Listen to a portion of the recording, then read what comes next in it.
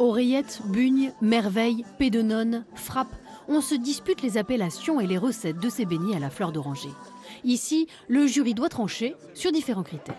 La présentation, le choix des produits, les saveurs, vraiment c'est la qualité du produit, sa cuisson, il faut que ce soit croustillant. La bugne est une pâte relativement classique que l'on étale et que l'on fait frire. La ganse niçoise a quelques particularités. Étalée sur 2 mm et non sur 4, roulée dans du sucre cristal et non du sucre glace.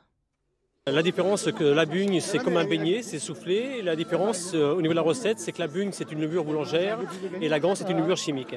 C'est ce qui lui confère cette texture friable. J'ai fait mariner mon sucre avec les écorces du citron et la vanille la veille pour vraiment l'imbiber. Pour le concours, 6 pâtissières amateurs proposent leur version. Mais au fait, d'où vient ce nom, ganse? À l'époque, on faisait des ganses en broderie, en tissu. C'était ma grand-mère. Hein. Elle faisait des ganses. Et quand elle faisait les ganses, elle faisait un nœud avec la pâte. Et ça s'appelait une ganse. C'est donc cette technique de couture qui a inspiré le pliage de la pâte ou bien l'inverse, qui sait. J'ai goûté 4 candidates.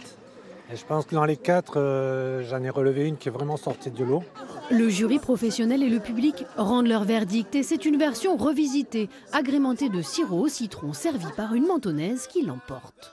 Je suis super contente évidemment d'avoir gagné. Ça a mis à l'honneur toutes les mamies qui m'ont accompagnée dans mon enfance, donc je suis vraiment contente de ça.